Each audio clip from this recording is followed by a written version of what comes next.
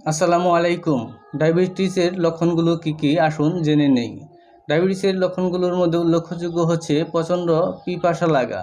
হ্যাঁ, বারবার পিপাসা লাগবে এবং অনেক পানি পান করার ইচ্ছা হবে। তারপরে বারবার প্রস্রাব হবে, বিশেষ করে রাত্রিবেলায় প্রস্রাবের বেগটা একটু বেশি হয়। তারপর হচ্ছে অতিরিক্ত ক্ষুধা লাগা, ওজন কমে যাওয়া। বিশেষ করে টাইপ 1 এর ক্ষেত্রে আপনার ওজনটা একটু বেশি কমে যায়।